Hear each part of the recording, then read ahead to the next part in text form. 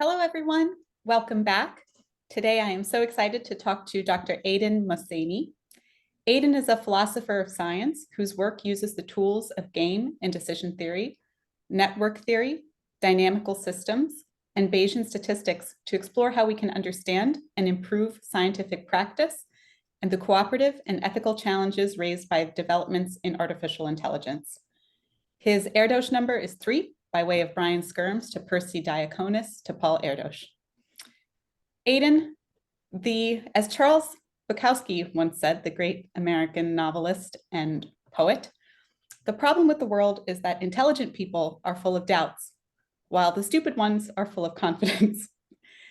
This is probably now more true than ever, and I think what's worse, overconfident people now have an incredible platform to disseminate ideas.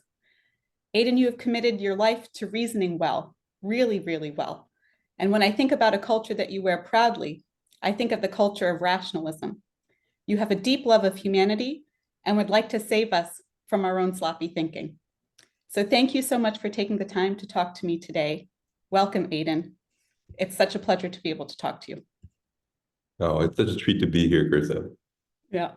Aydin, for us laymen, can you please explain what you do in layman's terms?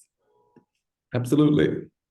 So on one hand, I use a set of mathematical tools, those that you mentioned, from game and decision theory to Bayesian inference, math, to help us in reasoning clearly around a set of problems. And these problems consist in improving scientific practice and norms. I recreationally predict which scientific studies will replicate and which will fail to replicate.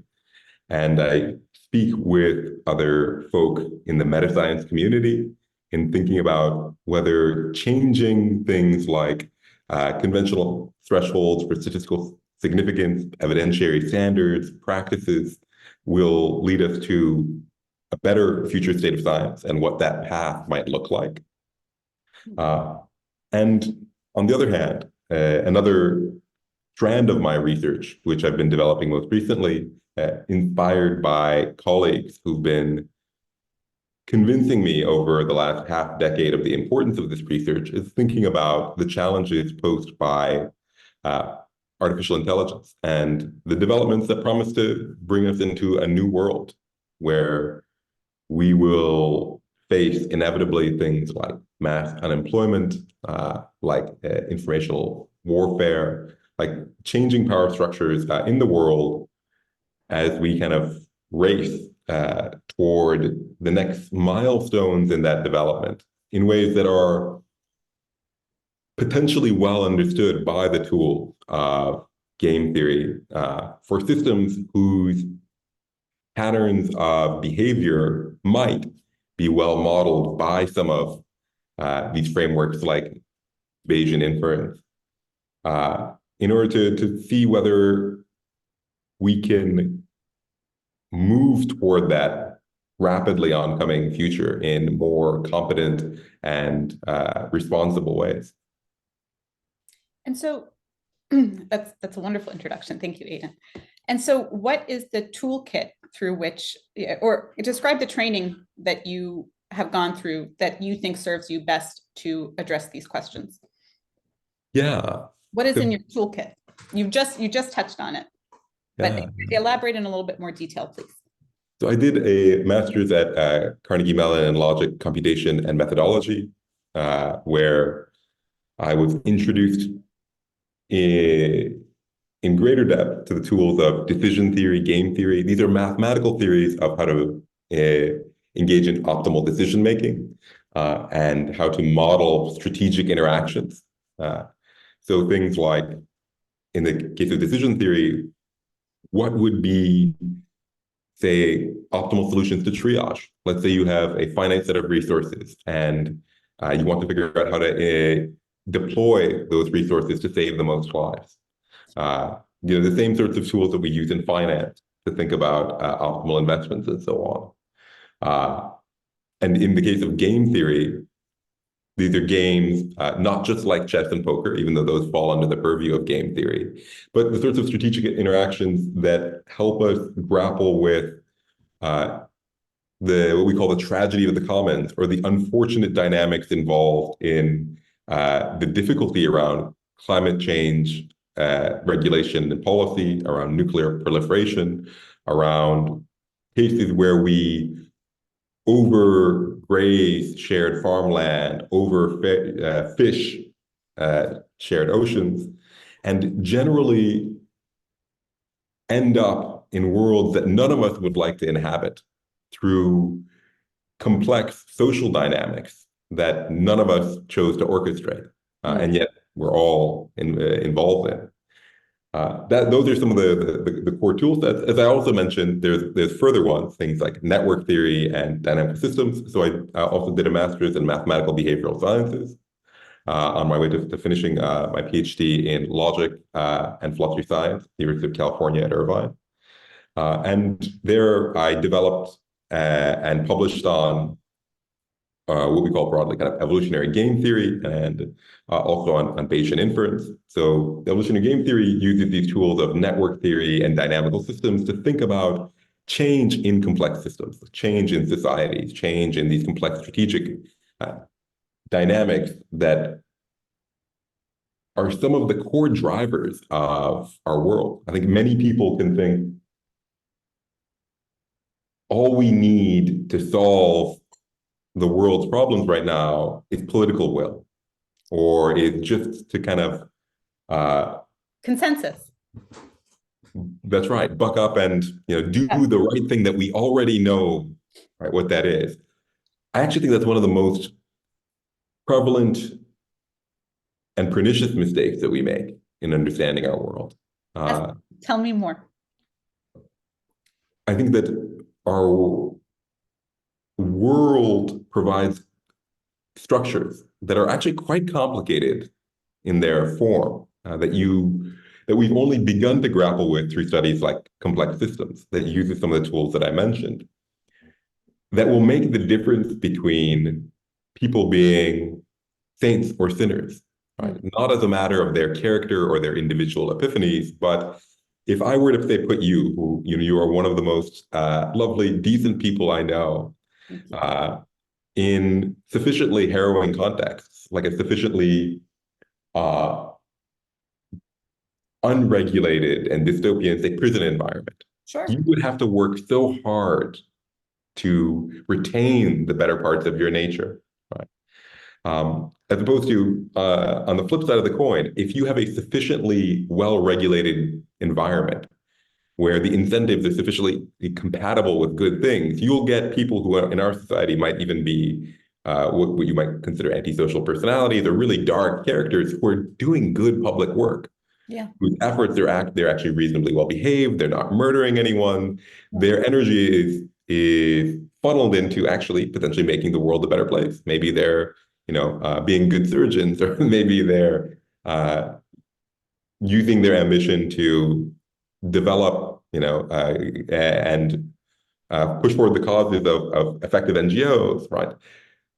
The difference between a good person struggling to be decent, right? Like the only person who's doing well in the right background incentive architecture is a saint, right? We're not going to live in a world where it's all saints or all sociopaths.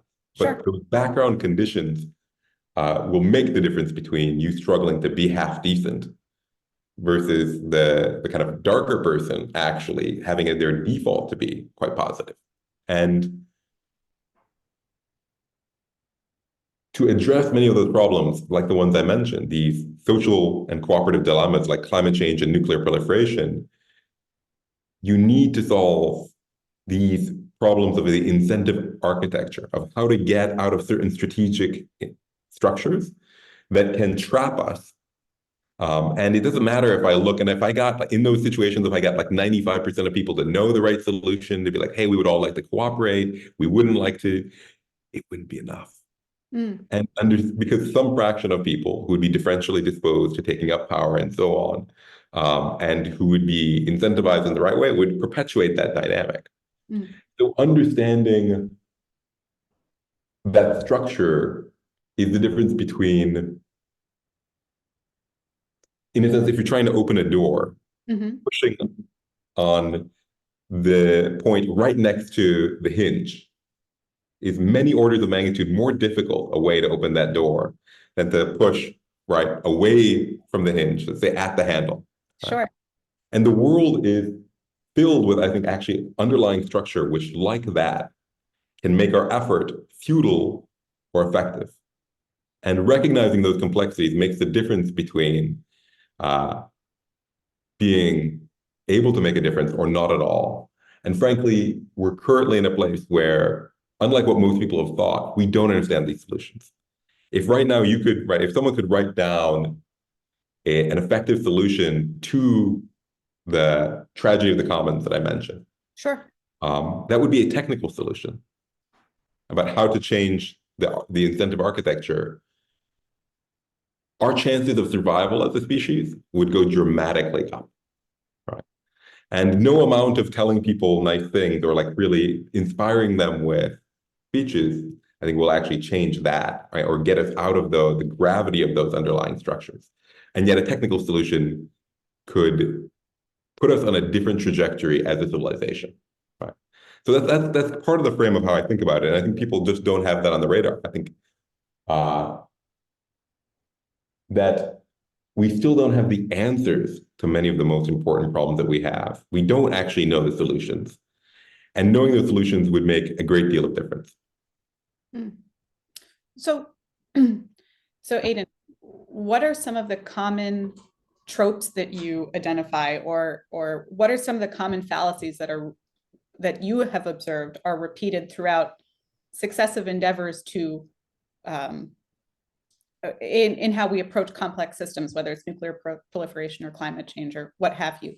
What do you see as consistently? You've touched upon it, but I'd like to hear a little bit more about some of the common themes you've identified in how we approach these highly complex systems, and where where we continue to trip ourselves up. Yeah.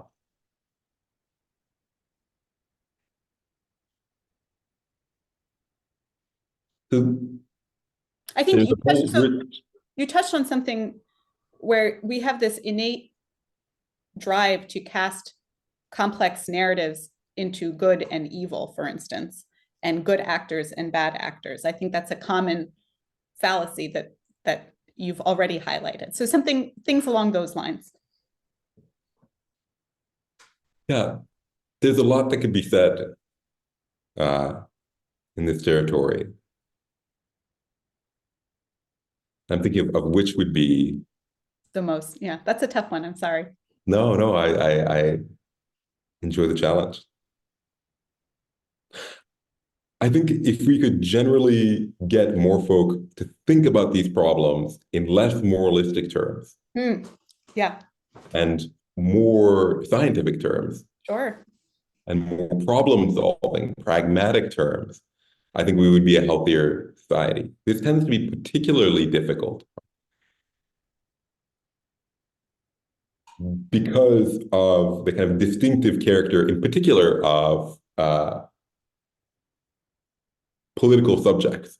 Sure. Where the moment there's a kind of meme, which is politics is the mind killer, an adaptation of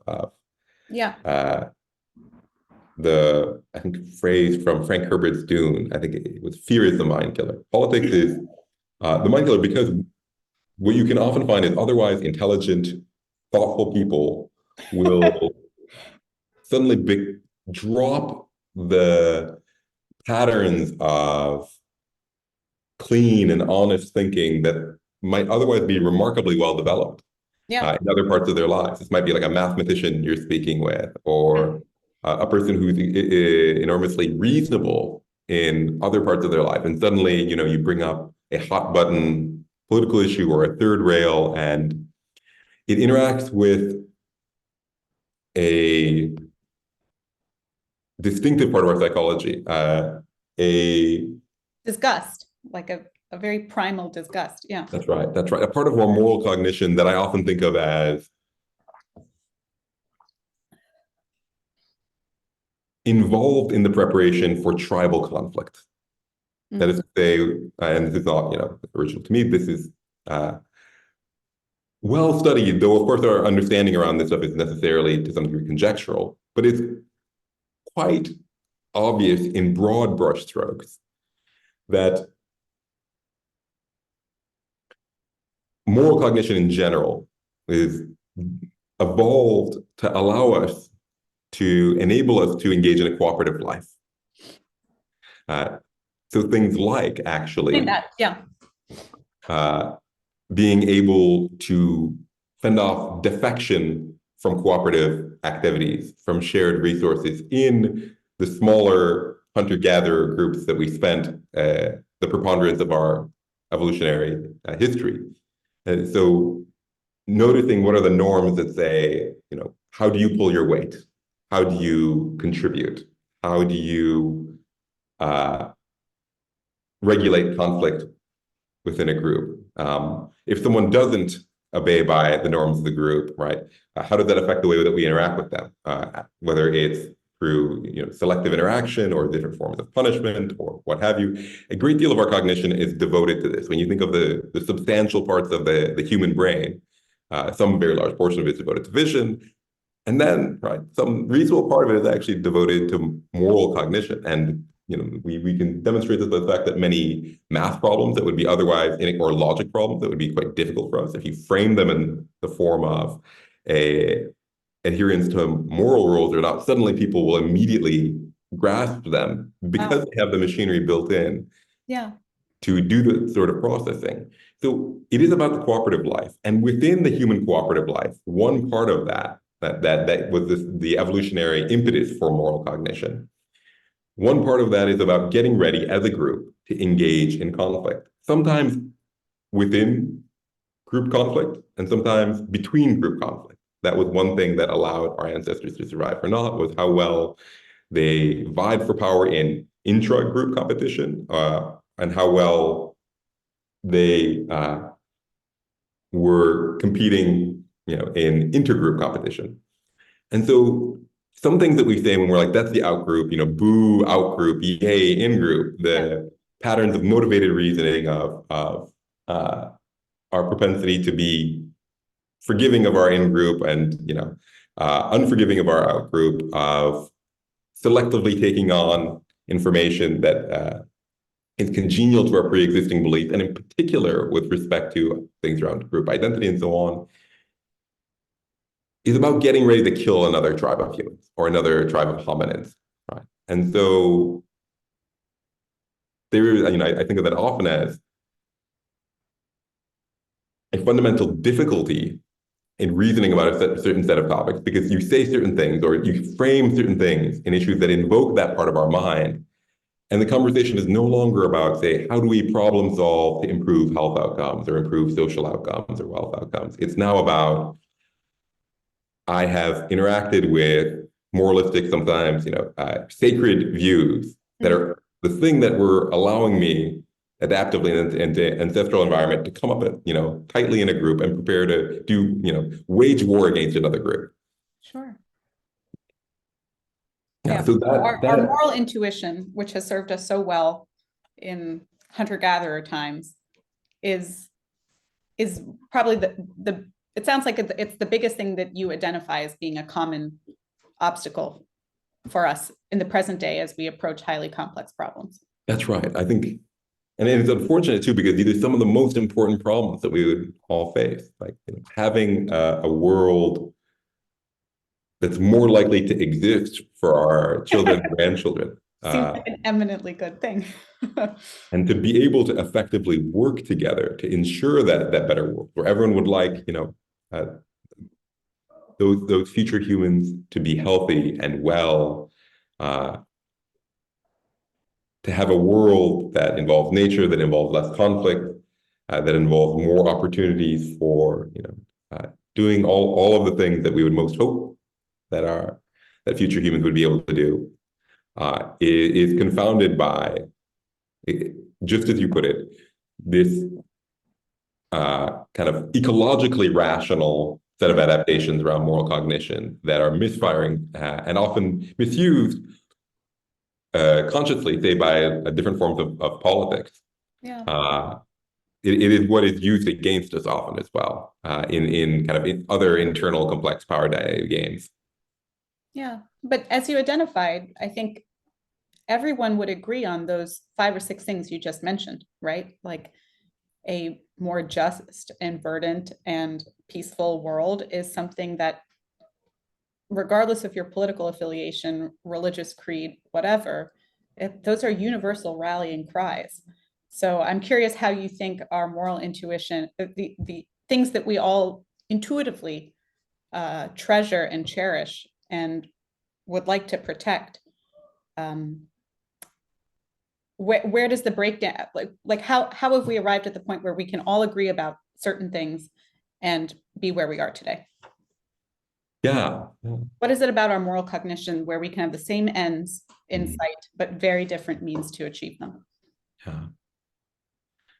So now, of course, I'm going to say that we're in territory that is to some extent, conjectural for me. This is above my pay grade to understand patterns this broad, societally, with any confidence. And I can rehearse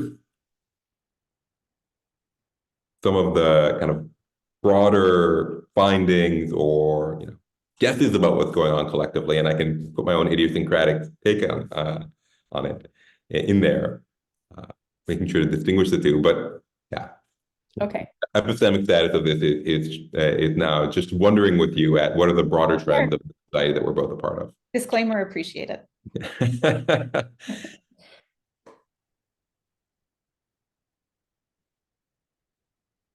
One feature, again, this is a complex system that's going to have many factors. It's going to be emergent in those ways that are very hard to reason about. One feature is what I mentioned to you, which is humans, because we are a bag of tricks evolutionarily that were reasonably well adapted to one environment, but are now having to deal with, say, not a tribe of, like 50 to 150 people, which is kind of the Birnbaum's number, the number of folk that we have, a reasonable time tracking in meaningful relationships, but living in a world of billions of people in structures that are not how do we work together to hunt, gather food, raise children, but have uh, economies with gross national product involving numbers that are really kind of unfathomable to most of us in any intuitive sense.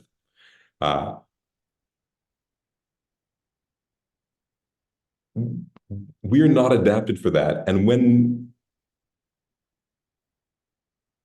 we are engaged in moral cognition, it just hijacks us. Like right now, take any reasonable person and just approach them with some moralized topic for that person, whatever their background is. And you can say a few words, and some large fraction of people will be derailed in their thinking.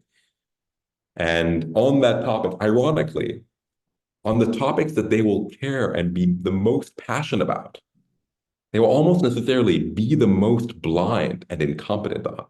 Right? Yeah. There's this deep tension between that's the thing that you cared so much about. Yeah. Your, mind flooded with these emotions. And yet, I think actually with ourselves, the fun practice that you can sometimes do is look, what are the things about which you're most passionate? Notice that intense emotion that comes up almost necessarily indicates that is one of the things that you are the most blind on. If you want to find one of your blind spots, find one of your passions. Yeah. Beautifully said. Yeah. And the fact that I can take these bright, otherwise, thoughtful people and derail them in this straightforward way, I think speaks to the broader problem of what, say, in their own short-sighted vying for power, politicians will deploy, whether it's, far left or far right or whatever, right, configuration.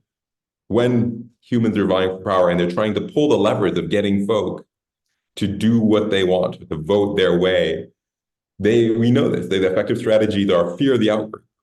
Yeah. And now we could ask why in the last few decades has this kind of well-known phenomenon of polarization increased in places like the United States and parts of Europe. that is to say, this comes in degrees. There are times when politicians are more likely to or better able to mobilize this sort of tribalism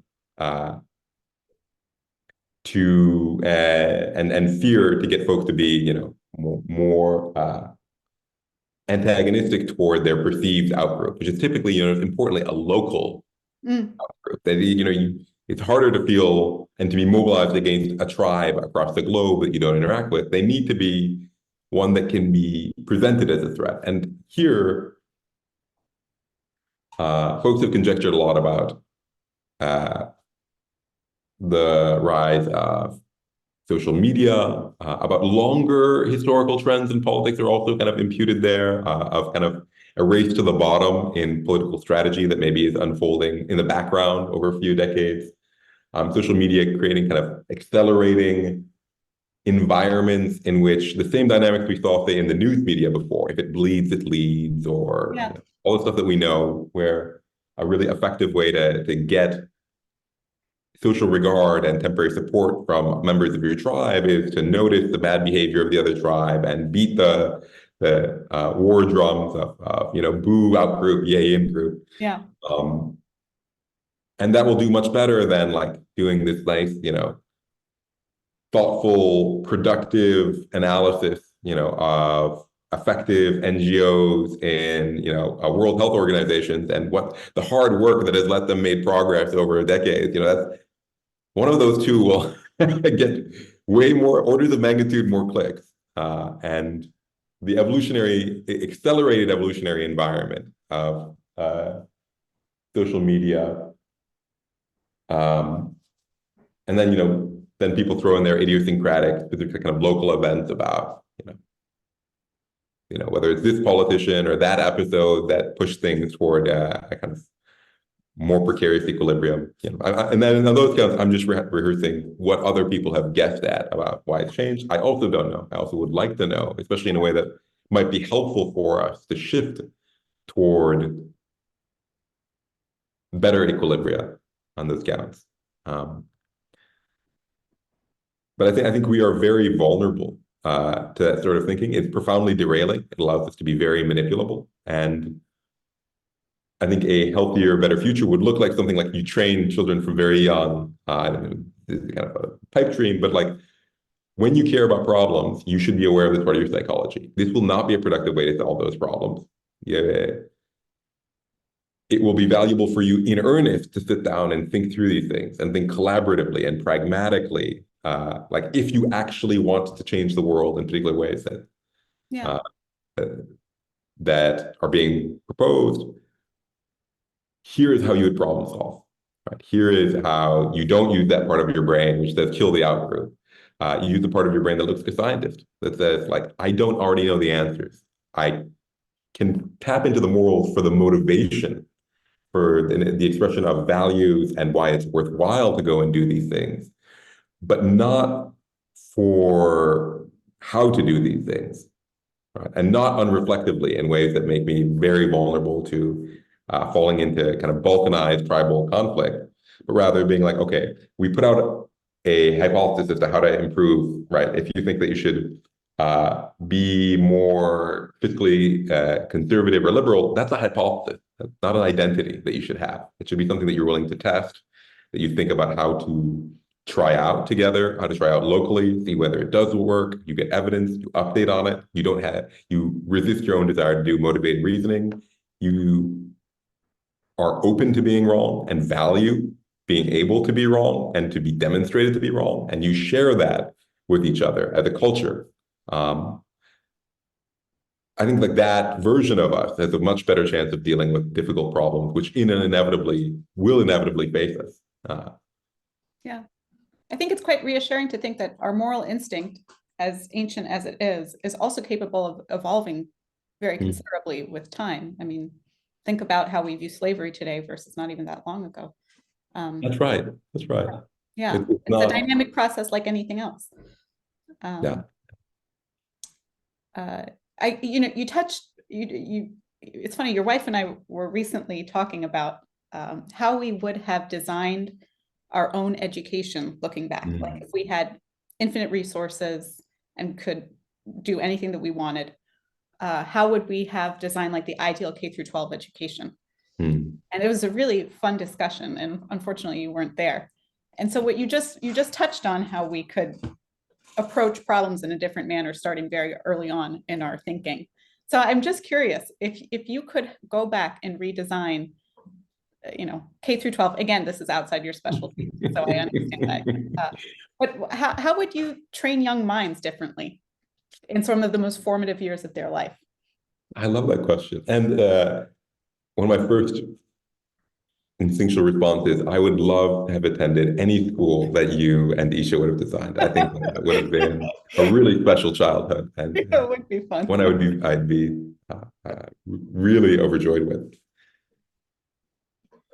And you're right. That caveat of this is not education is also really not my wheelhouse. I know. I'm asking you all the things that are far outside your I'm sorry. And I know that there's a lot of pessimistic results about the potential of education that show that the impacts of different educational approaches are less than we often hope. And so as someone who looks at what will and won't replicate, I'm aware that it's also a space where we don't have many of the answers we would like to have. And in different fields, there are important heuristics to bear in mind about the nature of inference in studies. And so in health, as you know, one of those is something like, if you see an effect, make sure that you control for its interaction with smoking. Because if you have not, it is probably an effect which is a consequence of its interaction with smoking. Right?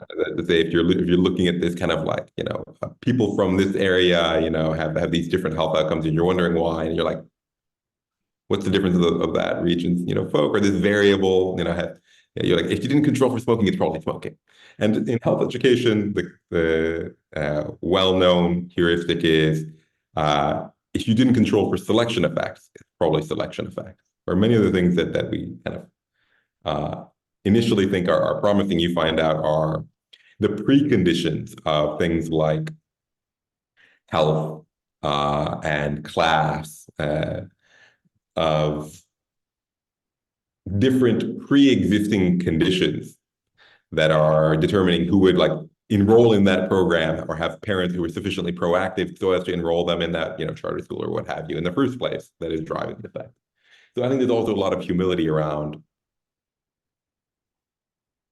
how effective any proposal I could come up with would be. I think we want to sit down with education folk and figure out what are the subset of things that we find more robustly potentially promising, especially in early childhood. I know that, so I read the education literature for, I teach at the university level, and I think about how to do a decent job there. And I over several years, the training. Everyone's favorite professor. But I tried to be less bad, and I did these pedagogical trainings where we looked at all the literature, and I remember an active learning and so on. And a lot of it is we don't know. These are badly done studies. It's very unclear what we even mean or what we're testing. There are some insights that are robust, like don't lecture the whole time, and like people's attention spans are limited and things like that. But I can still fantasize with you about K through 12. I think with the humility of none of this might make as much of a difference as I would hope.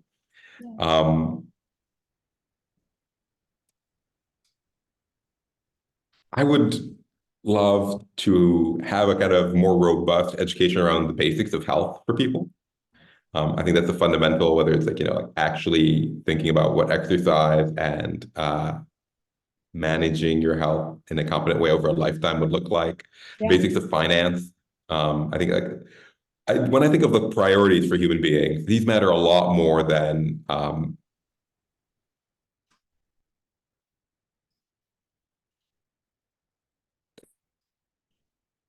I literally you just got truly and genuinely Yeah, yeah. Let's try again. I love history. I love literature. Um, I love, mathematics. I think that these are second order priorities after you give people fundamentals around health and finance and the core features that they would need. I mean, maybe in the near future, they don't need to worry as much about finance if we have like UBI or something. But for the near future, under the naive assumption that it'll like their lives might look something like ours, which frankly is not that great assumption right now. Sure. Um, Health, finance, and then I would think about giving them probabilistic reasoning. Um, I think personal psychology in terms of mental health for a lifetime, what that can look like. Like, hey, by the way, we're all going to age and get sick and die probably for the foreseeable future. These are things that we're going to have to grapple with. You're going to have relationships. These are what happens in relationships. There's a limerence phase. There's a heartbreak. There's um, a kind of robust uh, equipping of humans as humans to go live their lives. And yes, of course, because of my orientation, I think to be competent citizens, you need to do probabilistic reasoning, which is highly underappreciated. Like, I don't think you can assess policies or do reasonable cost benefit analysis, which is necessary to assess almost any like society level proposal for intervention. Um, I think having cost benefit analysis, like, this is a core set of tools from economics that I think human beings should all be like necessarily equipped with. That is unfortunate that we're not. Which include things like understanding incentive architectures and cost benefit analysis. Yeah, and but again, those are layers after like have the humans know how to take care of the basic health and navigate life on a very fundamental level, navigate relationships. I think prioritizing relationships as much as we do professions, because you're like, look, this is actually going to make a bigger impact on your well-being as a human. Absolutely. That's those kinds of things. It's true that I've thought about it, but I also have a lot of, just to our point, I could imagine where I get to be the architect of the entire education system, and a few years later, I'm like, after the studies are in, I'm like, that was all naive nonsense. No, but it's interesting to think about how you could cultivate good epistemic hygiene as early as kindergarten. And now, even talking even further outside of your realm is how to promote and encourage socialization among young adults in a way that shores them up against some of these noxious impulses we have towards in-group, out-group thinking, like how that could be cultivated earlier on too, is something that I think we were both thinking about as well. Yeah, yeah. Yeah, I think it's a common theme that most people looking back, even having had the luxury of going to great public schools, you graduate and you think, wow, I don't know anything about nuclear proliferation or NATO expansion or the biggest questions of today. Why do I know the Pythagorean theorem? Like that's Fair. I think it's just I've never had anyone who looked back and thought like K through 12 were really 12 solid years where I honed a useful skill set. And I just think, why? That seems like a problem. But anyway, all right. I think that problem continues in undergrad. I mean, I think there are very good arguments that have oriented the liberal arts education in a way that's not serving us. You know, some, and some folk, point to the historical role of universities as training a kind of administrative class in the culture. When you look at who were the folk who, right, in the, say, early 20th century went to university and what were their life plans. It was about joining a particular class of people involved in a particular role in society. And now we still, teach all these people lots of like activities for wealthy people who are meant to signal their class and sophistication by saying, I read these books, I know this art, rather than thinking of, what would it look like? And of course, there are other university systems that are more pragmatically oriented. But yeah, I think it's right that we certainly haven't optimized education, either K through 12 or, at the post-secondary level. Yeah. And I'm curious, I think the role of the university 50 years from now is not clear to me. Not even 50 years from now, like maybe 15 years from now. Yeah. But the truth is, when I look at education right now, and in particular with AI, it will change so much of our lives in a way that will, make things almost unrecognizable, I think, in the coming decades. Education of the form, there is a person standing in the front lecturing at you, rather than you have like the best private tutor ever who's going back and forth with you. Yeah, that's what we're observing right now, and I don't see the former surviving into the next decades. Yeah. As I say, even the thing that I love teaching enormously, I get a great deal of fulfillment. I think it's a very old human pleasure, another hunter-gatherer pleasure in like showing each other things, Yeah. you see how like these tools can do a thing, and then the person's like, oh yes, I do, and you love somehow, like your mirror neurons in your brain fire as their understanding clicks. And as much as I love that, I don't think that that's going to persist. And my role in this sort of teaching is going to persist too much further into the future. So how do you think your role will evolve? Sorry, maybe I missed that. Oh, I don't think it'll exist. Oh, you don't? Okay. I don't think we'll need to exist. Certainly not the number of teachers here. And I'm kind of in this awkward place where I'm mostly a researcher. I love teaching, but I also do teaching. And like in research universities, created this awkward chimera of we reward people for their research and we select them for being good at research. And yet, we also have them do teaching.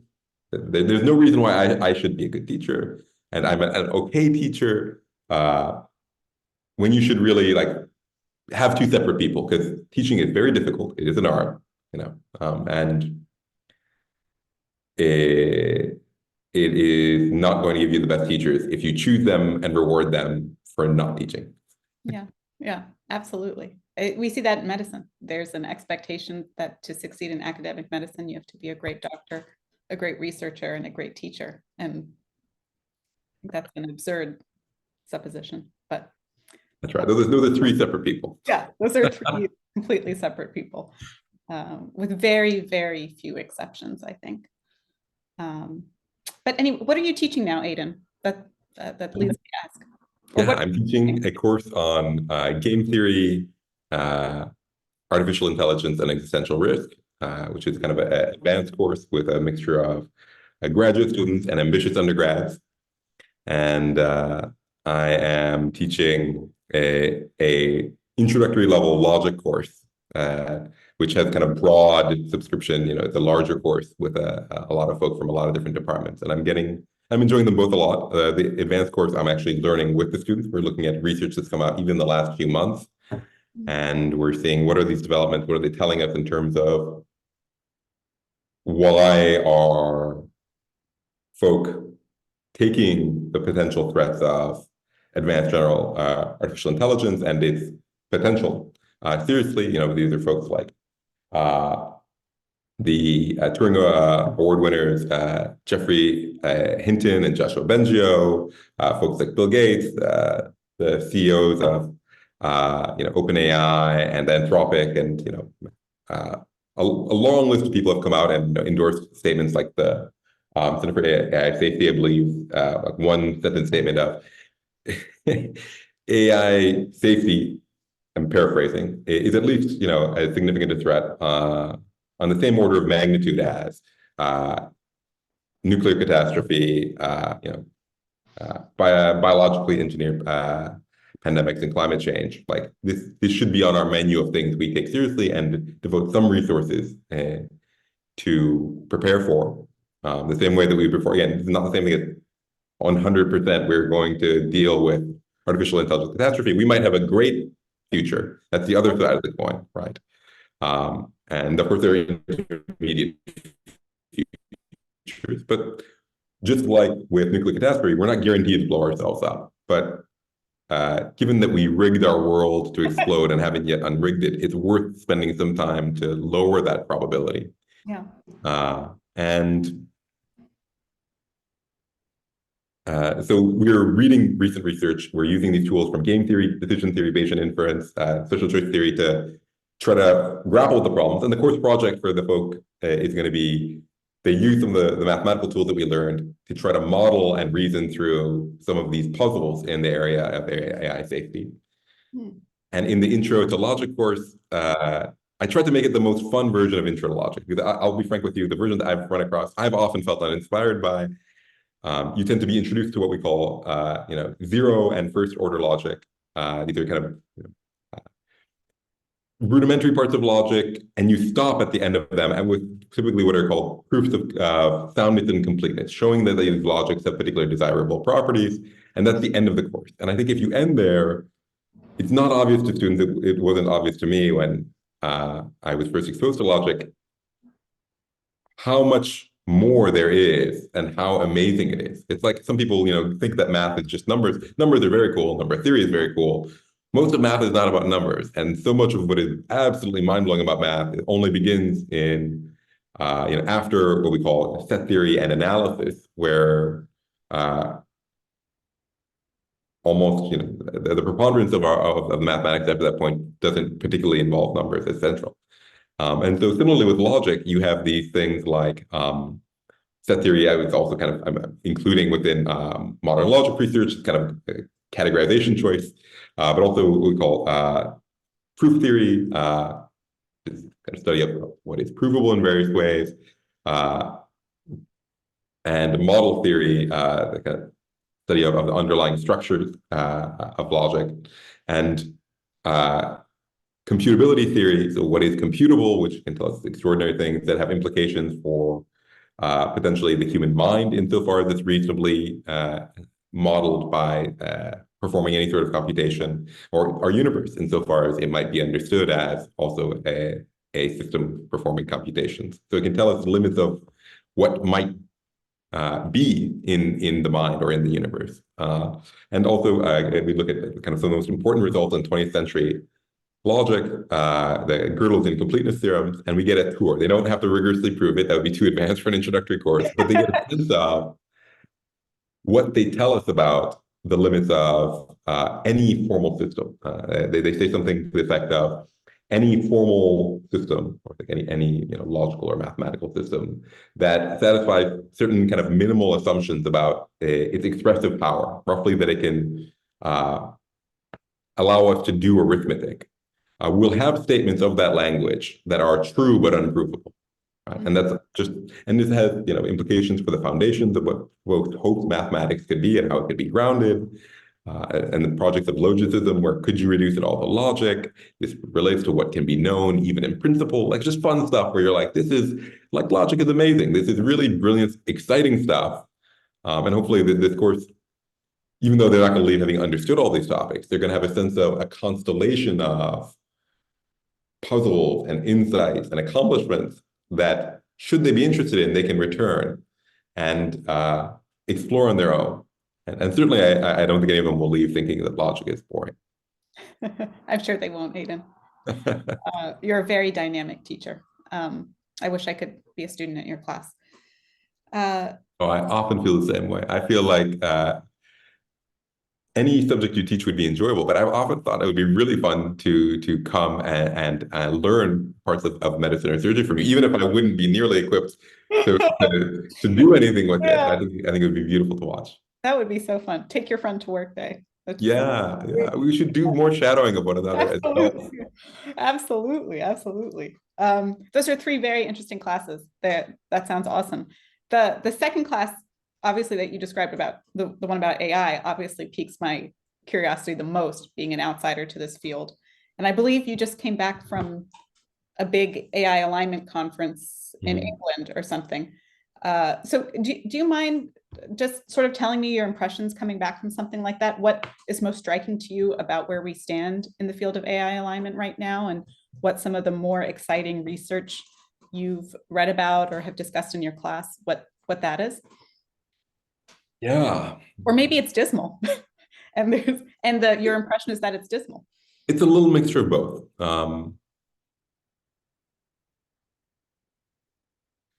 I'll give you my tentative working take at this point. You're right. I came back 2 months ago from a conference held with the MABI at Oxford with a crew of really lovely folk. It was on agent foundations, using some of the core insights from game and decision theory, these areas with which I'm involved, Bayesian inference. And really, roughly, it was meant for the community of people who are using those tools to do AI safety research to get on the same page about what fundamental results are indicating to us.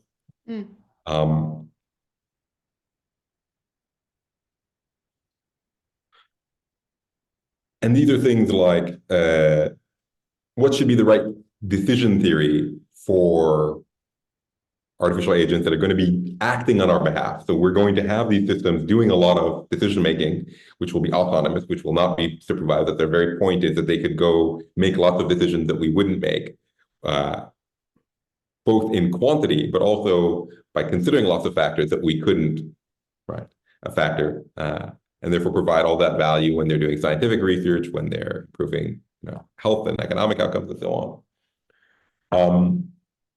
So you need some way for them to make their decisions. There are mathematical theories that tell them, if you care about these things, right, this is the best decision to make in light of your optimal predictions and so on, or your beliefs. There are open debates about what is actually the best mathematical framework for those. There's kind of these open candidates that are known as evidential decision theory, causal decision theory, and then various forms of updateless decision theories that have kind of a few forms. Those have been more recently introduced and are being debated right now.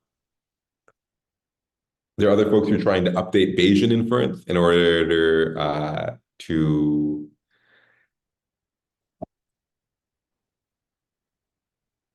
provide some kind of guarantees in the context, in certain kind of worst case reasoning sort of context.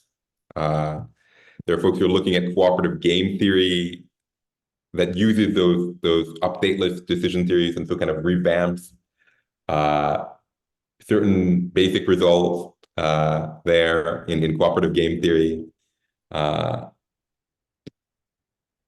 It is actually genuinely unclear to me whether any of these approaches are going to provide value. This is an open question that I'm trying to think about, and it's part of what this course is about and part of what my own research in this area is about. I'm going to tell you that I'm skeptical of the potential of any of these approaches to provide meaningful value. I think sometimes it's because I think they're confused. Sometimes it's because I think it's just difficult for any project to provide value for problems that are this complicated. So that doesn't mean that you shouldn't try, because we are going to be confused about a lot of things while we make these efforts. Sure. It's better for us to spend as much time as we can on the most promising things, but these are hard problems to anticipate changes that we've never confronted before and address problems that are genuinely novel in many respects. So I would say, and I would say this corner of things is where I feel most able to contribute value because of my training. And yet in my estimation, it might not be the most useful place to do research in terms of addressing some of these bigger problems. And that just might be the way the world is. That said, I am trying to look at through the literature to get a better understanding of what might be the most promising projects within this vein and which might be most worth working on. And again, as I mentioned, given difficult problems, you should not expect any one approach to be likely to work, but it can still, the important thing is it worth it to invest in a given line of approach, right? We're all doing kind of a hits-based investing where you roll the dice just as long as that's the best gamble that you can make, even if there might be many poor and kind of just very tenuously hopeful gambles. Hopeful places, I think actually some recent developments were, again, modest, but I think positive. Three come to mind. One is recent developments in interpretable AI. by actually Anthropic is a group that is doing a lot of good work, and I'm quite fond of them. They have done work on what we call monosemanticity, basically unpacking neural networks to try to get at representations that are legible to us. And there are some promising results on that end that show that there are ways of potentially unpacking neural networks that, if you think of the basic way that you unpack them, to kind of frame what this contribution is, and if you were to look, imagine image recognition. You're giving the neural network, which you can ultimately think of as some inputs, let's say the pixels of the image and their color values, and outputs, predictions as to what this thing is, right? In a toy model. Let's say it's numbers that it's trying to recognize. And in between, the inputs are fed into layers of a neural network that do little transformations of them. Ultimately, you can just think of that as a function. And a function that just is broken up into parts that involve nodes and edges that are going to basically experiment, start off with random guesses, and when they do better, strengthen the connections that do better. When they do worse, weaken the connections that do worse, and evolve their way through being exposed to a lot of data to better solutions. These are what basically all neural networks right now are doing, with variations in technical sophistication within the network. So if you might want to say, like, can I tell if the neural network is deceiving me or doing something unethical? Can I interpret it at all in ways that I might really want to?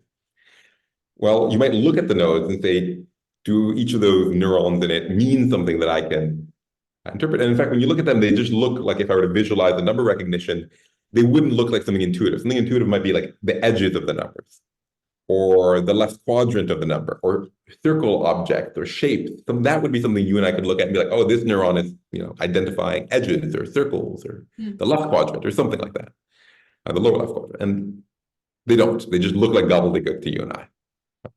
This is the kind of famous opacity of neural networks. And so what these folks found is that, without going into technical specifics, there are ways that you can pull apart those encodings and actually get at things that look like the sorts of concepts that are intuitive to us, by noticing that what the neurons are doing is kind of creating little multiple dimensional spaces where they're encoding in those subspaces multiple concepts. And so what you get is a much larger network that you can produce, whose nodes are concepts that you and I can interpret, right? Which is then used to understand the smaller neural network. So it's computationally kind of inefficient, but it's the first time that we've gotten at something like being able to look at a node and be like, that is, the concept for, circle. So that's a big breakthrough. That's a big deal. It's the first kind of substantial breakthrough I think we've had in interpretability. There are others, another work on kind of the possibility of deception in artificial systems, a sleeper agents article that just came out, either all within the last several months. There they showed the possibility of deception. Now, this is kind of like a negative result, but I think it's an important negative result, which is going to allow us to take some of the problems seriously. That roughly it shows that it's very hard, once a neural network, even if it's a relatively simple one, this was Anthropic folk, they were using Claude 1.1, 2, and 3. If it gets onto the point where it has a backdoor, it has a orientation toward deception, right? Or it gets any payoff for deception, however it arrives at that point, it's very hard to untrain it. And indeed, our main methods for currently training safety into these networks seem ineffectual. So these are reinforcement learning on human feedback, normal kind of supervised learning, and then adversarial training. And the last one, in fact, which is one of the better methods that we have under certain contexts for other forms of learning. So if you can get, like, the algorithms to play chess against themselves or one another, they can get quick advances. That one actually just makes them more effective at deception, right? So we're getting the proof of concept of the kind of behavior, or getting a better kind of toy, a model organism to begin to reason about the sort of behaviors that we should be alert to. So that's its own kind of It's a negative result because it shows you that it's actually quite hard. But it's a positive result insofar as it gives us a way to begin reasoning about these challenges. Hmm. I love what you said at the beginning of that, which is I'm not sure that the toolkit that I have allows me to contribute meaningfully in this particular aspect of this field. I think that's just a really wonderful example of the kind of humility that I think is very unique about you. And it's hard. Not many people admit that what they bring to the table is not what is best suited to solve a complex problem. So. No, I didn't say that. My tools are clearly the most important and valuable, and every problem could use them. No, I think academia promotes, sometimes a kind of a bloated sense of the importance of your own work, and it's relevant to everything. And a lot of times it's just not. So that requires, that's a good example of real maturity and humility in how you approach a problem, Aydin. So I appreciate you. I think that is important. I think we need people as a part of our culture when we're working on problems to put their solution ahead of ego. all the other stuff. Like we can have egos as people, but I think we have to put our aims ahead of our egos. Yeah. I mean, that makes me think of how we would incentivize academia differently. And I don't know. That's a tough question. I don't know how we would structure an incentive system that would take care of that problem. Yeah. I think to some degree, while you might not be able to fully eliminate it, I can think of contexts where ego is more or less salient. And what I mean by that is actually, I'm going to say something it's a little bit of a hot take, but I think when you have fields where the standards for good work are clearer, or the standards for contribution are clearer, it's not that you have fewer egos, it's that the public discussions of the topics are more oriented toward your shared standards of evidence. So I mean, there are parts of particle physics where like ego might be driving, like in most areas, the most effective, productive people tend to have egos. Yeah, sure. And that might still be driving them. They still they want positive regard. They want to be, well received, to potentially be remembered, esteem of their, and so on. There's a kind of credit economy, which certainly drives a lot of our behavior.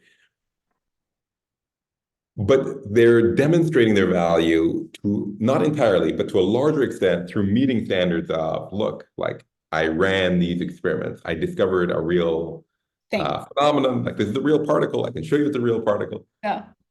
And in fields, let's say, that don't have those standards of, say, I think an observation that kind of game theoretically makes sense is if you can get away with more vague and dubious ways of getting credit, there will be that tendency. And I think you can look at the contributions from fields where the standards aren't as clear, and you can feel like they're more misaligned. So I think there are degrees of the very thing you're talking about is how much our egos get in the way of our work, I think is affected by clarity around the standards for contribution. Yeah. And the same incentive structure that works in particle physics is not going to work in gender studies or that's right. Like that. Yeah. Not to name any fields. Not to name any fields. Of course not. That was me that said that, not you. That's right. By the way, I think the only questions worth talking about are the controversial ones in life. That nothing else. nothing else. I prefer, just platitude. Exactly. All right. So Aydin, I think I've been wanting to walk you back. You have had this incredible education so far. You've been to art school. You've lived this full life before your professorship and your current professional interests. Walk me to childhood and what you were interested in, and take me on that journey with you, your intellectual journey to where you ended up today, because I think it's a fascinating story. Yeah. I'm happy to share. So I wasn't your kindergarten teacher, is all I can.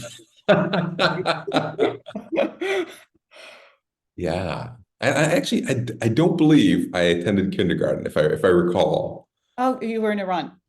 That's right. I was in Iran, and they had there is kindergarten in Iran. I believe that my mother was kind enough to accommodate my protest that I didn't want to go to a kindergarten. Yeah. Pour one out for your mother. That's right. What a lovely woman she is. The state. Yeah, yeah. That put up with me. She certainly um, she was wonderful. And the journey was like, I think in some ways it's interesting to start it because I think my parents' story, if anything, was on one hand, I think all human stories are interesting. I think I've felt more and more with the years, and I felt pretty convicted by the time of around late adolescence that looking sufficiently closely at any human life Yeah. uh, reveals something of kind of because it's looking sufficiently closely at the world Yeah. reveals something extraordinary and humbling beauty. And it's just there to for whether we can see it. And that said, I think my parents' lives are if anything, um, more interesting than my own. And it begins uh, with them choosing to have a kid in Iran after the revolution and during the Iran-Iraq War. Both of them having chosen to be there, not kind of being there unwittingly, and not a entirely placid safe place to be. My father went back partially. He was doing university in the U.S. He was raised in Iran, but like the children of many uh, wealthy people, was educated abroad. He came back to be with his country, had a kind of strong sense of nationalistic duty, in a sense, at that time. And my mother is ethnically Iranian, but was raised in the U.S. So she was culturally American. They met in college, they fell in love, and they separated by, she went to the Peace Corps in Burkina Faso, and he went back to be with the country. Their deal was if they were, uh, still interested in one another, they would get together at the end of that almost 3 year period after her Peace Corps and after his time, and he was largely kind of politically active in Iran at that time. And so they did. She went to Iran. They got married, and they had a kid. And by the time they had a kid, the war with Iraq was on. It had its own backstory.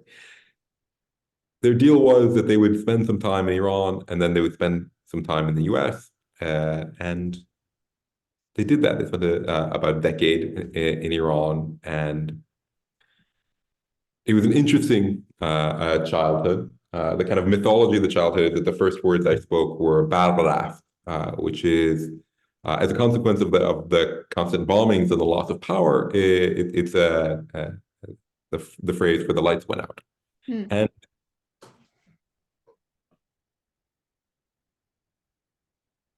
my family is not religious, and so I was very aware, and then that was a very not okay thing to be in At that time. yeah. And so, I learned very early on both how to cooperate with my parents as we had to deal with the environment, both in terms of the war with Iraq, but more sensitively in terms of the issues with the living under the Islamic Sure. Republic. And how to be, to know how to hide that part, who we were, and who to trust, and how to interact. I remember in school they would memorably they would chant, death to Iraq because we're at war with Iraq, death to America because it's the great devil, and death to the unbelievers. Because those people and because of my mother's American citizenship, I was born an American citizen, and so I was very aware that two of those three things were me, and it set me in a world of like this is the world you live in. It's a world where I remember thinking of the poor Iraqi people that we're at war with and thinking, and I think I actually love that my family felt very humanly sympathetic toward the humans who are ostensibly on the other side of this war, because they're like, look, governments get in these wars, and their civilians and their citizens pay the cost. And so that said, it was, I think, in many ways, a remarkably good childhood. Part of that was because the most important part of that was because of my folks, because they're both very um, grounded, calm, pragmatic people, and I followed their lead. I followed their lead in what it meant to kind of cooperate with one another in doing life, how to stay calm when and engage kind of competently in situations that were challenging. I could just walk at them, look at them, and be like, okay, this is how we're doing it together. And they're both they were wonderful parents, amazingly supportive, and I think one thing remarkable about them was they really treated me like a little adult all growing up, and that's something I love and treasure and hope to pass on to any kid I have. I felt, that they really felt that I was going to figure it out for myself, and I could challenge them, and I could, and they Negotiate. to figure out what life was like, and it was really in a sincere way up to me to come up with my own uh, beliefs and model of the world. And there was a lot of support of one another's autonomy. They're both very autonomous people as well. They're just very they're very loving, supportive, thoughtful parents. And we came to the US, first my mother and I, and then my father shoring up our kind of family affairs. Things that influenced my intellectual development. I remember feeling an aversion toward politics because my family had been very political, and Iran's political history was very sad. It's a lot of like very smart, hardworking people trying very hard and having their efforts thwarted over a few generations. If for those folk who know the history of Iran, there was a kind of democratic revolution in 51, the Mossadegh revolution, which came to naught on the back of the first CIA backed coup that put the Shah's son back into power. And then when the kind of cauldron of foment bubbled over in the 79 revolution, the Islamic Republic came to power, in some ways the reaction to this previous kind of betrayal by the Western democracies. And of course, there's a story, there's a potted story of this thing in the background. And they, even though they got rid of the Shah, they got another regime. We got another regime that it was unclear if it was better or worse. In fact, I think by many accounts. But in any case, not what they had hoped. And so there was this sense of, and then people died, in my family and in many families in Iran. And the result of their sacrifices was thwarted by the complexity and the uncontrollability of politics. And so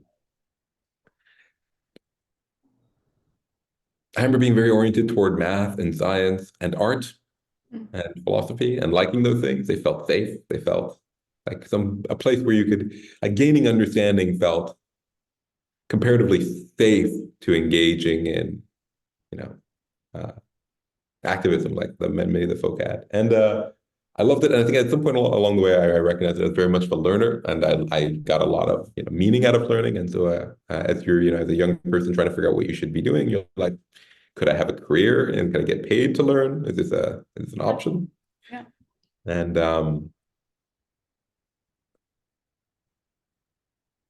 I came to a kind of crossroads. I had done a lot of college level courses in mathematics, and I had done a lot of my own independent study in philosophy under the influence of the philosophy and my uncle, who was another really huge source of support and encouragement in my growing up.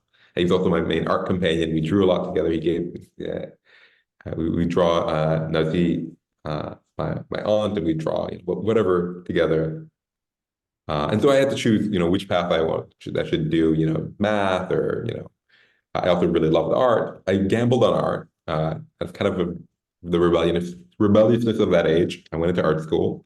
I noticed immediately that I missed math and philosophy and science, and I did a version of what I found. I really actually, in retrospect, loved, and even at that time, I loved the art school experience. It was come from like a fine art school where it was all project based. Your foundations were, oil painting, and there was no, math or science. There was only history was history of art. The only philosophy was philosophy of art. It was, uh, I learned woodworking and metalworking and all that. It was fun. And I love the project-based structure. I actually really appreciate that structure as a way of learning, of doing and making something of value, or something like value. And at that age, I thought, okay, so what do I'm missing? Clearly, I enjoy art. I think I miss these other things. I think it's very important for me. Maybe I'll keep art uh, on the side, but I want to go and explore these questions in philosophy, mathematics, science. I found that there's a field that does this kind of philosophy of science. And I thought, okay, I'll go do a graduate degree in that. But before I did, I wanted to do some things. I had loans to pay off. So I got out and became first a developer and then a strategist kind of in the technology sector to make some money and pay off loans. And that was a fun kind of like network really hard and try to develop a mini career over, a few years. And I also wanted to kind of travel the world more, and one way that I could do that was join the Peace Corps, and that was very much inspired by my mother. So I went and did the Peace Corps in Morocco, and I kind of want to highlight along the way. I had friends that were very influential to me in each of these phases. In high school, there's a dear friend who's an artist, Josh, who's amazingly thoughtful and lovely person who I've loved. It's beautiful aging with friends. I think it's one of the gifts of life is growing together and watching them become more of the amazing people they are. So I want to highlight that the invisible part of the story is all these wonderful people who are inspiring me and encouraging me and making me just as much as my, any other influences in my life right now. And so there was Bryce in undergrad, a dear friend, Evan. I think Bryce taught me a lot about as a person about how to be accepting of life. And he had this wonderful effect on people. So I'm learning from these friends along the way. He was just such a good, he made people comfortable in a way and he had a comfort with himself that was so beautiful for me. That felt like wisdom. Like I was like, what you have is something I would love to learn. And I realized that people were comfortable with him because he truly did not judge them. And I remember thinking like that was something that I could do and I was worth working toward, was to truly not judge people and to see how that comes out in the way they feel around you. And to kind of move in that direction. In any case, so the Peace Corps was wonderful. I met some great life friends, Jeannie and Andrew and James, these lovely people who are now, again, we stayed in each other's lives. It's been such a gift. You were with us as we did a wonderful kind of gathering of friends this past summer, and it was so special to have you there. And then I came back, actually in the Peace Corps, I'm applying to graduate schools. I didn't get in anywhere because all the people are like, I don't care if you were a strategist and you're into art. What is art school business? You're applying to graduate school. And Be serious. Yeah. And so not getting in that time in the Peace Corps, I came back. I tried again after having taken some graduate courses. I was staying with my folks at University of Minnesota. I took some graduate math courses and philosophy courses just to show that I had the chops and this is something I could do. And we'll get the recommendations of those professors. I applied again. I got into Carnegie Mellon for a master's. And I was very excited about that. I went there and I met another really lovely group of people. I met wonderful influences, Teddy Seidenfeld and Kevin Zollman, the two folk who were my advisor and another member of the faculty who was on my master's committee who influenced me. And they sent me off I applied again. And the third time I got into everywhere I applied with these kind of tools I developed during the master's. And So it took 3 tries to get on the kind of graduate trajectory that I had hoped to, given the transition I was making. And there I was developing these tools of, right? I knew that I wanted to do philosophy of science. I knew that I wanted to have an element of applied. I didn't want armchair versions of philosophy of science, just talking about science from the abstract. I wanted to be able to do mathematical sciences and some parts of it that could be my application sandbox, where those principles are, are realized and theory is married to practice. And I got that in the context of evolutionary game theory and some decision theory. And then going to the PhD was where my advisor, Kevin, had done his PhD. So with his advisor and colleagues and so on, with folks like Kaelan O'Connor and Simon Huttiger and Brian Skyrms over at and a number of other lovely people, Jeffrey Barrett, Kyle Stanford, great people at Irvine, and doing graduate studies there and all that stuff that built up the tools and the body of research I was doing in complex systems, how to improve science, all these tools. And it's delivered me rather, to the present with a set of questions that I share in part with these communities, and also, with the AI stuff, continue to branch out and be engaged in projects that all the lovely, inspiring people can drag you into. Yeah, having met your parents, I can see how their courage and their curiosity has been a guiding light in your own life in a very stark way. And so I love that you actually started that question by talking about their own story. I thought that was really beautiful. And so tell me a little bit, Aydin. I think one of the things that we've talked about is how valuable it is to be able to look back and see, oh, I was wrong about this, I was right about this in life. And so I'm curious, looking back at your career so far, what have been some of the things that you realize you were wrong about? Ooh. Where shall we begin? There's been a lot of learning. The one thing I'll mention that I do is I keep Excel spreadsheets of certain classes of my predictions. And so I get to see and do postmortems on all the ways wrong. And that's right, on my predictions. And I'll lay out my probabilities and I'll look at my Breyer scores and see the different domains that I'm better worth it. It started with scientific studies and their replication, but emulating a community of people who've started to do this more broadly. I've also been doing it to a degree, a little inconsistently, autobiographically, like what do you anticipate for the next year in your own life, and you get to see those things.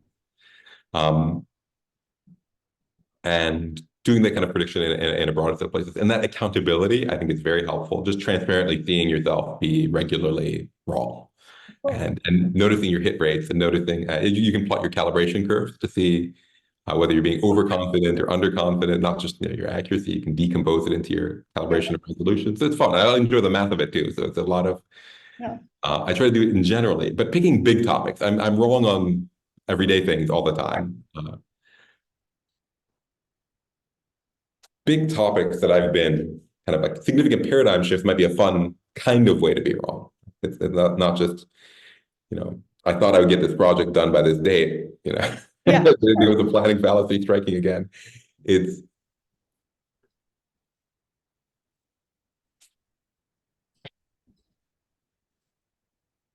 actually think recently in dealing with the AI stuff, my estimation of how well we can cooperate toward a goal has decreased because by getting involved. So I came to know many of the issues with academia well.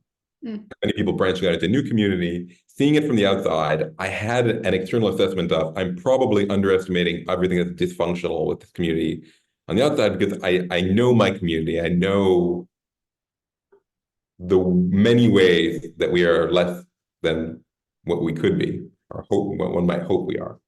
In academia, and I think about those ways a lot.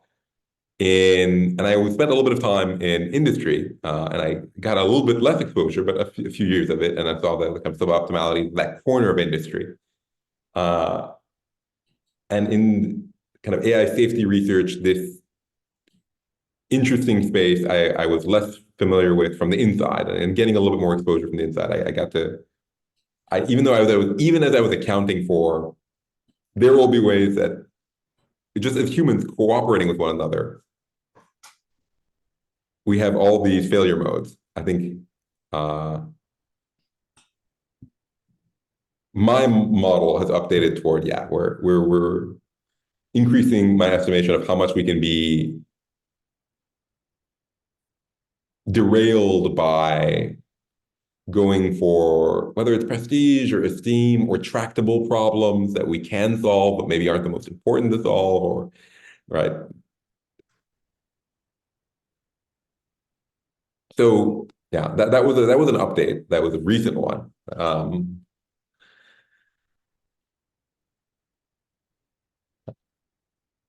I think big worldview ones. I think learning about the role of genetics. I think in during my kind of graduate years, that was a big update to my world. I think I came from uh, a view of the world where my family culture was very politically left, kind of anarcho-syndicalist, socialist, Marxist, kind of in that uh, quadrant of the political spectrum.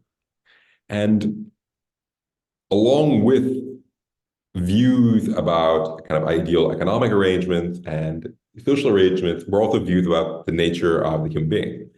And these were closer toward a kind of blank slatist or like an entirely culture-focused picture where we kind of, you can caricature this view as, we had, whether people would name it or not, this Rousseauian picture of humans were good, as, say, in some hunter-gatherer, some initial state, and society has corrupted us on one hand.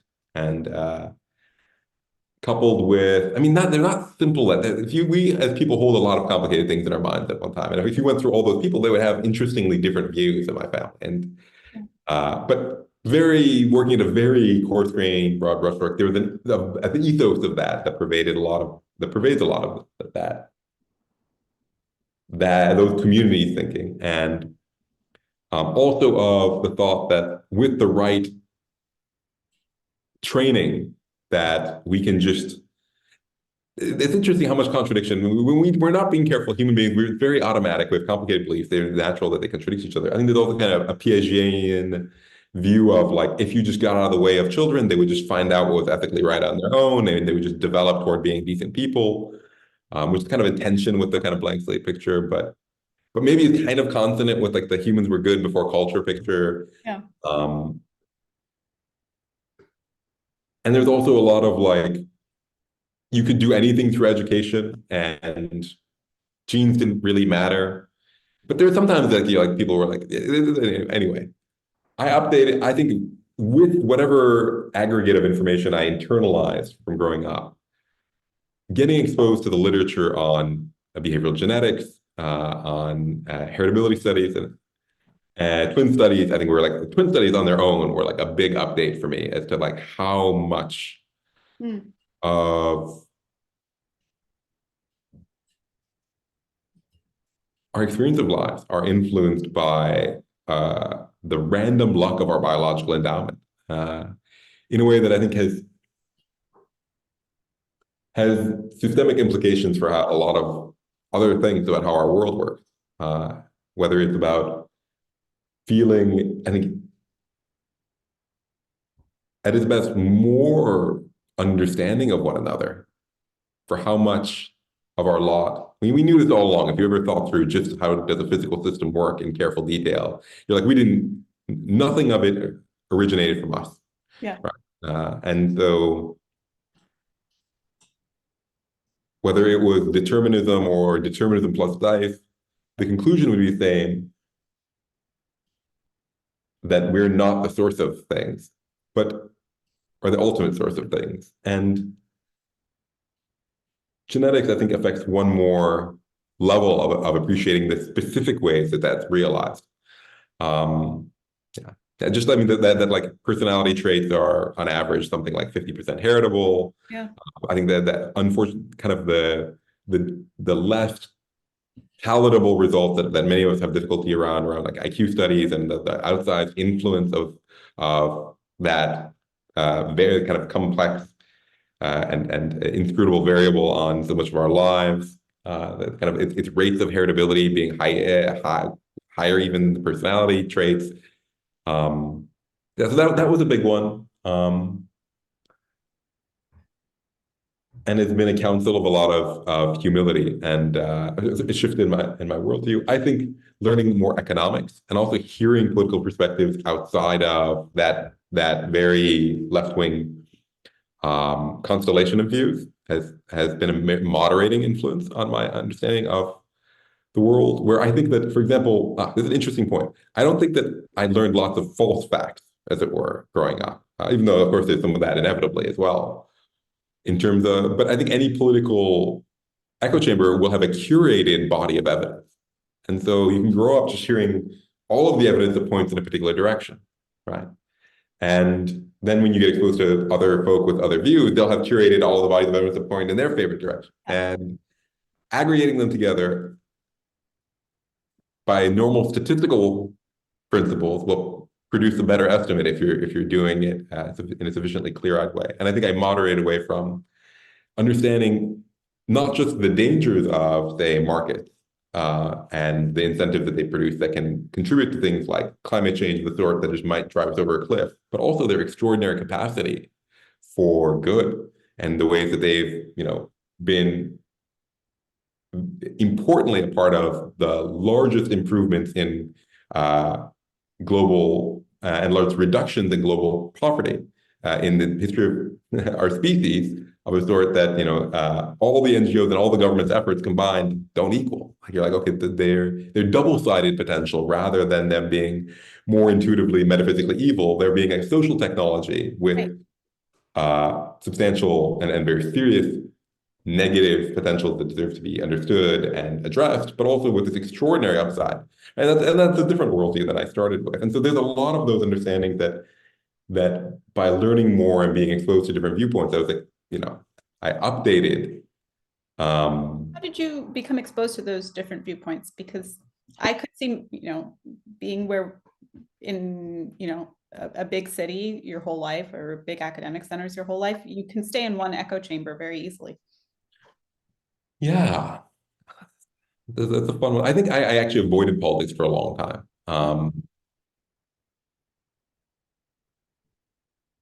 And even when I was young, I could recognize this is very complicated. I don't expect people to have all the answers. This is not the kind of thing that it seems like people should be able to understand super well. And I still think that's largely true. I don't look at the political views and be like that one That's in right. politics space has all the right answers. I think actually all the right answers, many of the most important answers and questions are things that we haven't figured out yet, that we as a species of primate are not yet.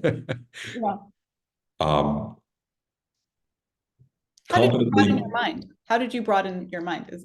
I think that's a better way of asking that question. It was partially I was oriented toward learning. I didn't have I had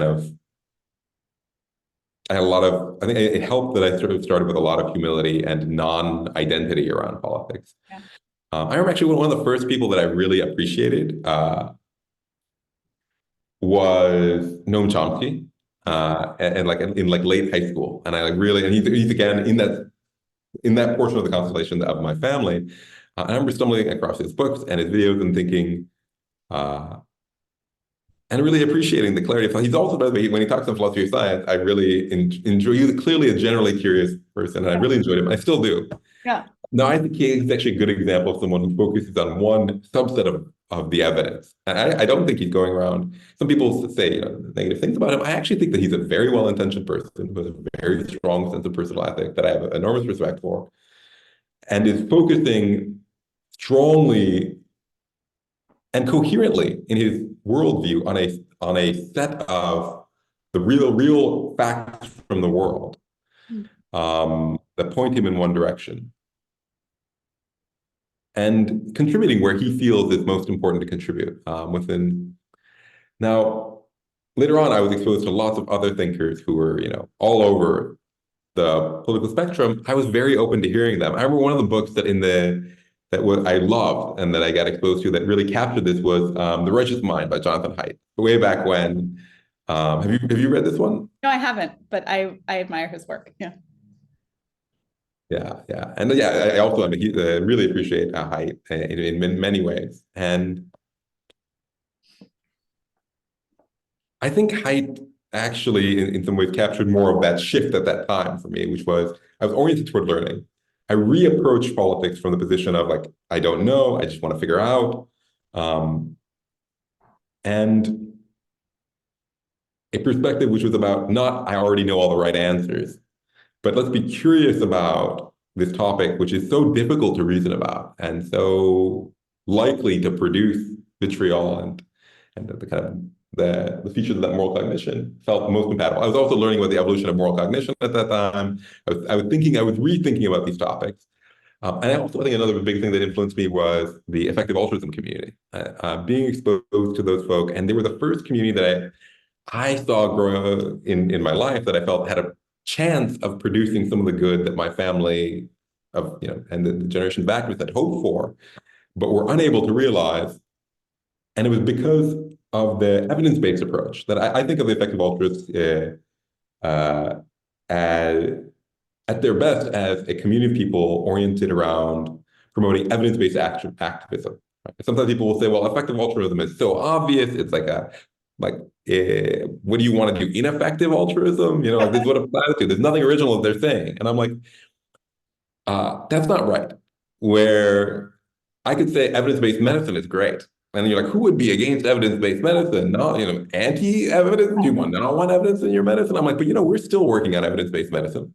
We have not fully adopted it. If you, in the 1950s, if you said to people like, is evidence-based medicine good? They would have said yes. But it only began to be adopted as a methodology that we actually internalize, that we actually practice, and we're still integrating it. And every bit that we integrate it makes us more competent and more capable. And we still have some way to go. I feel the same way about activism. They're pointing to something obvious, but they're actually doing it. They're saying our ideas might be wrong. We should test them. The best way to approach complicated topics is through the techniques that we know are the best, getting evidence, getting studies, being willing to be wrong. Like there's the entire approach is the right approach, which might be obvious, but is not implemented by us so far. And whatever your values or whatever your goals, I hope that will be the part of the effective altruist movement that will be broadly adopted in society to the point where, there won't need to be an effective altruism because society will have learned their lesson, right? We will one day not need evidence-based medicine because you couldn't imagine it otherwise, right? Because we will have just gotten there. And so I think seeing them also made me hopeful on one hand, that like there are some people who are thinking about this in a way that I think gives us the best shot of actually making positive change. That is to say, intelligently, in a way that's informed by reason and evidence.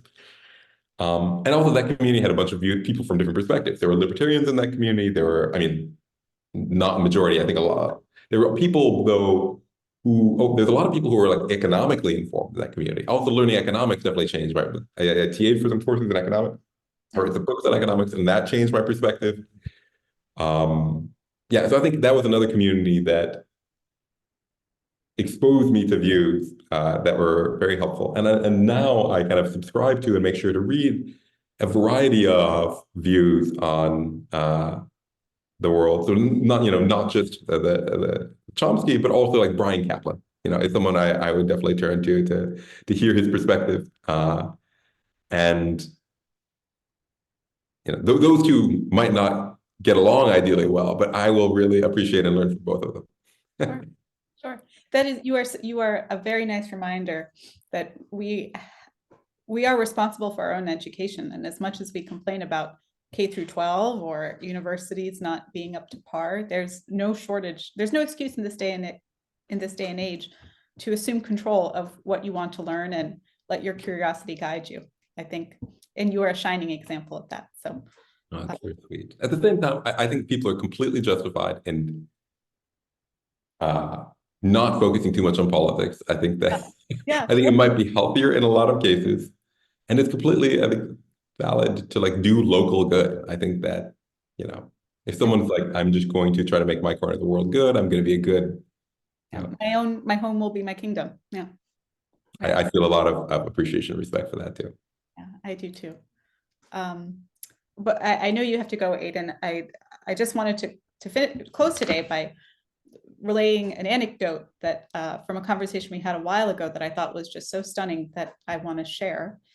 You are not someone who subscribes to any major world religion, But one time you and I were talking about, I think we had the question that we were talking about is, if there was a heaven, what do you think, what would it be like? And your answer to that was something that I love so much and I will carry with me the rest of my life. And so you responded something along the lines of, I'm sure it was more eloquent. I hope, or I would hope that heaven is a place where I can understand what it is like to have been every person who has ever walked on earth. I'm loosely paraphrasing whatever it is that you said, but I thought that was so beautiful and so poignant. And I just wanted to conclude our discussion today by sharing that with my audience.